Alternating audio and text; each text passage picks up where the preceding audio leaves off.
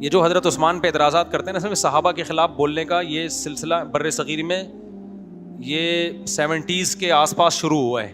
کچھ اسکالر پیدا ہوئے جڑے صحابہ کے خلاف اپنی زبانیں کھولیں، تو ان کا انداز بیان بڑا زبردست تھا، تحریر جو انداز تھا، تو لوگوں میں بالآخر پھر صحابہ کے خلاف زبانیں کھل گئیں اور یہ سلسلہ اب چل پڑا ہے پاکستان میں. ان کے بعد جو آئے ان کی زبانیں اور کھلی، ان کے بعد جو آئے ان کی زبانیں اور کھلی.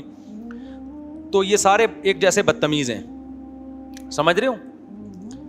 حضرت عثمان رضی اللہ تعالی عنہ، دیکھو کسی سے صراحتاً گناہ ہوتا ہے اس کی کوئی تعویل نہیں ہو سکتی، وہ بالکل 2 اور 2 4 کی طرح ہوتا ہے.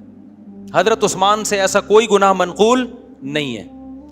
اور غزوہ احد میں جو فرار ہوا تھا حضرت عثمان سے، وہ تو اور بھی بہت سارے بڑے بڑے صحابہ سے ہوا تھا، لیکن اس فرار کے بعد انہوں نے دوبارہ رجوع کیا، اس فرار کی تلافی کی، اور پھر قرآن میں ان کی توبہ نازل ہوئی کہ اللہ نے ان کی خطا کو معاف کر دیا ہے اور ان کو حوصلہ دیا اللہ نے.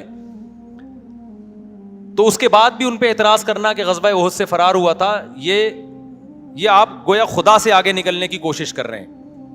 پھر حضرت عثمان رضی اللہ تعالیٰ عنہ کی جو قربانیاں ہیں، نبی صلی اللہ علیہ وسلم کے 2 دفعہ داماد بنے ہیں. ایک بیٹی آپ نے دی، ان کے انتقال کے بعد دوسری بیٹی دی. آج کوئی ایسا کرتا ہے؟ آپ نے ایک داماد کو بیٹی دی، بیٹی کا انتقال ہو گیا تو کتنی بدگمانیاں پھیلتی ہیں، یار اس نے خیال نہیں کیا ہوگا، بیماری کا علاج نہیں کیا ہوگا. ہمارے نبی نے دوسری بیٹی دی، ان کا بھی انتقال ہوا، آپ نے فرمایا اور بھی بیٹی ہوتی تو میں عثمان کو دیتا. اس کے بعد خدا کی قسم جگرا چاہیے حضرت عثمان کے خلاف بولنے کے لیے.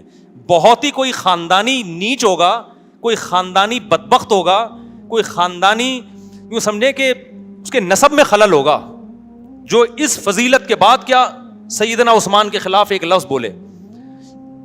اور سنیں آپ صلح حدیبیہ میں کیا ہوا ہے. یہ جو نبی صلی اللہ علیہ وسلم نے 1400 صحابہ سے موت پہ بیعت لی تھی، یہ کس کی خاطر لی تھی؟ عثمان کے خون کی کا بدلہ.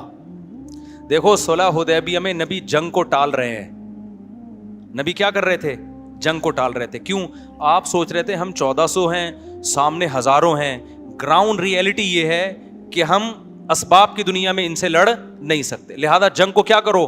ٹالو اور ان سے معاہدے کرو مشرکین سے. یہی ہوا نا آخر میں، یہی ہوا نا آخر میں، تاکہ آپ کو دوسرے قبائل سے لڑنے کی فرصت ملے، دین کی تبلیغ کا موقع ملے. آپ نے اپنے خلاف شرطیں منظور کر کے عرب سے جنگ کو ٹالا ہے.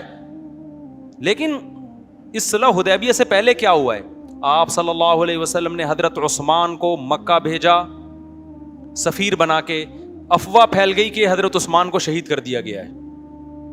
ہمارے نبی اتنے غضبناک ہوئے کہ تھوڑی دیر کے بعد جو آپ سلو کر رہے تھے تو آپ نے ان 1400 صحابہ سے موت پر بیعت لے لی کہ عثمان کے خون کا بدلہ ہم رائے گا نہیں جانے دیں گے.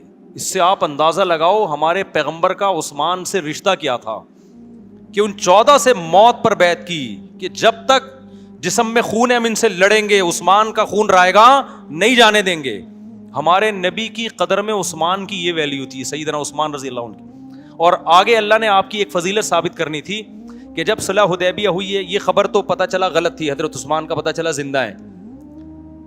اب جب 1400 صحابہ جو حضرت عثمان کا تو اس وقت کنفیوژن تھی نا کہ زندہ ہیں کہ شہید ہو گئے، لیکن امکان تھا کہ ہو سکتا ہے زندہ ہوں. تو آپ جب موت پہ بیعت لے رہے ہیں تو آپ صلی اللہ علیہ وسلم نے یہ دیکھ کر کہ اگر عثمان موجود ہوتے وہ یقیناً بیعت کرتے، تو آج اس فضیلت سے عثمان کیا ہو رہے ہیں؟ محروم. تو آپ صلی اللہ علیہ وسلم نے اپنا ہاتھ اوپر رکھا اور اپنا بایاں ہاتھ نیچے رکھ کے موت پہ بیعت لی اور فرمایا یہ کس کا ہاتھ ہے؟ عثمان کا. یہاں 2 فضیلتیں حضرت عثمان کے لیے ثابت، 3 فضیلتیں. نمبر 1، عثمان کا خون اتنا قیمتی کہ ان کے لیے موت پر بیعت کی جا رہی ہے، ہلکا نہیں ہے حضرت عثمان کا خون نبی کی نظر میں.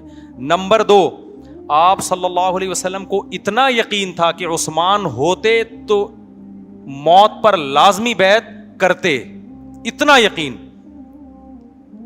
اور تیسری بات یہ، تبھی تو نبی نے اپنے ہاتھ کو عثمان کہا. تیسری بات یہ کہ آپ یہ بھی کر سکتے تھے، حضرت عمر سے کہہ سکتے تھے کہ عمر تم اپنا ہاتھ لے کر آؤ، میں اس کو عثمان کا ہاتھ فرض کر لیتا ہوں. ابو بکر تم اپنا ہاتھ لے کر آؤ، میں اس کو عثمان کا ہاتھ فرض کر لیتا ہوں. علی تم اپنا ہاتھ لے کر آؤ، میں اس کو عثمان کا ہاتھ فرض کر لیتا ہوں. یا کسی سے بھی کہہ دیتے. حضرت بلال سے کہتے اپنا ہاتھ لے کر آؤ, میں اس کو, جب فرض ہی کرنا ہے تو کسی کا بھی ہاتھ ہو سکتا ہے نا. کیا خیال ہے بھائی؟ نبی نے فرمایا نا نا نا, آج عثمان کی فضیلت ثابت کروں گا,